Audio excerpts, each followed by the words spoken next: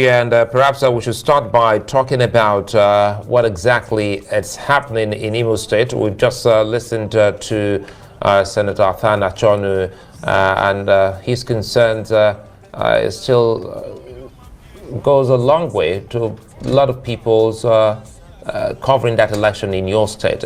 What do you know? I'm not sure INEC is ready for this election, to be honest with you, because we just had a special stakeholders meeting today, which was a big sham. It was most embarrassing because before the meeting actually started, after the opening speech by the National Commissioner, Honorable Ken Ukago, he had asked the media to walk out of the venue. It was most shocking. I mean, I was wondering, everybody, every candidate, we all stood up and shouted at him and said, why would you let that be? Are we running a secret society here? I mean, this is a major election, a gubernatorial election that would come up on the 11th of November. Why would you want them to walk out? You must tell the world how ready you are for the election, unless there is something you need to hide. In any case, there is something to hide, and I'm serious about it. Because you look at the antecedents, and then you will want to believe, because it calls to question their personality and character. I need to bring this to the attention of Nigerians. Here we have two result sheets.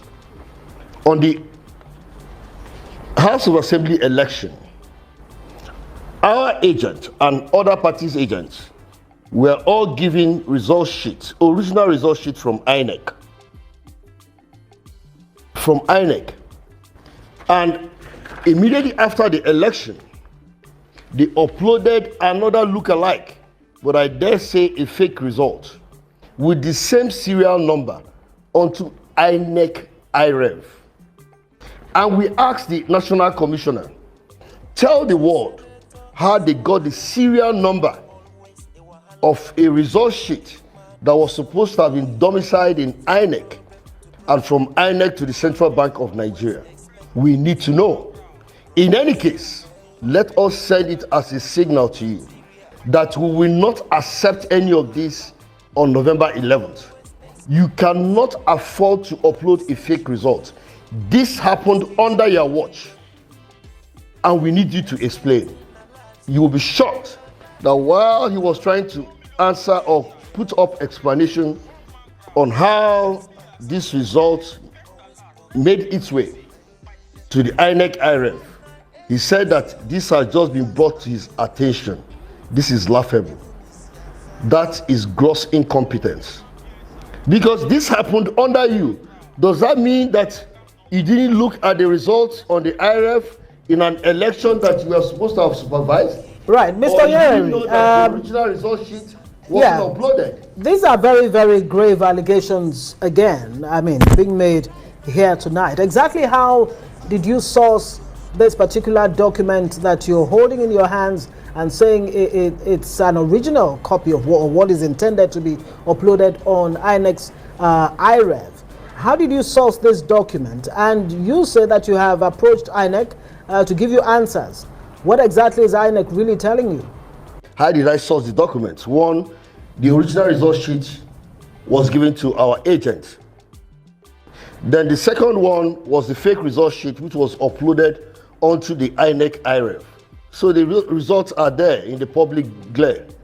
Now, what was the explanation from INEC? That's exactly what I said. No explanation. That this has just been brought to their attention and then that they will look into it. And then secondly, you now said that it might be sub judice because this probably is in the court. And I said to him, no, court has decided on all these matters, so it's no longer in the court. So we need explanation from INEC to avoid a repeat of this on the 11th of November.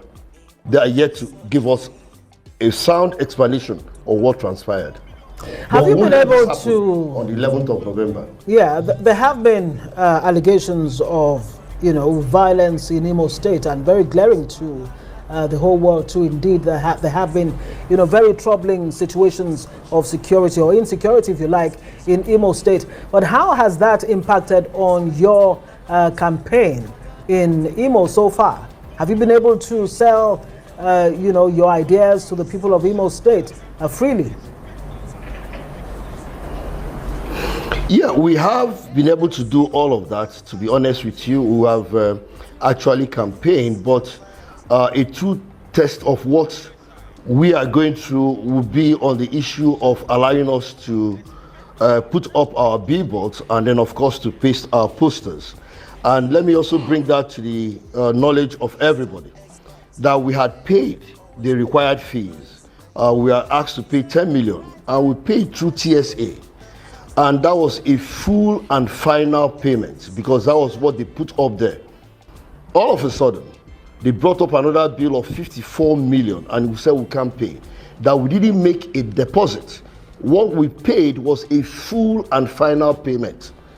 And we put up our billboards, and government removes our billboards. We paste our posters, and government removes our posters. But the truth of the matter is that, do we really need all of that?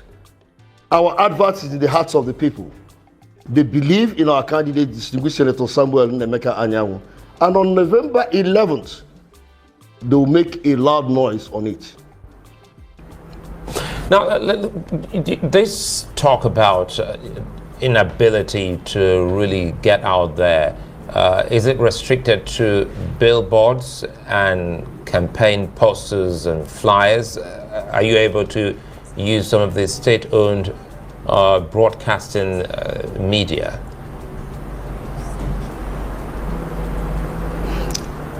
Because I owe the public the truth. I was excited when NTA had invited me, which naturally should have been a state television station. They invited me and gave me an hour interview, which was very exciting. So I won't lie about it. But honestly, in areas that are prone to security, like also some parts of Olo, and then some parts of Okigwe, it's impossible to campaign there because of security challenges. So we have those natural challenges, and that was why we asked INEC today, tell the world whether we would have elections. Let me quickly clarify. So I want us to take this. Sorry to cut you there. Let's clarify this. I want us to be more definite about this. By the way, NTA is not a state-owned station. It's a national station owned by the Nigerian government. I'm talking about the state broadcasting stations in your state. Were you able to use these stations for campaigns as advised by NBC?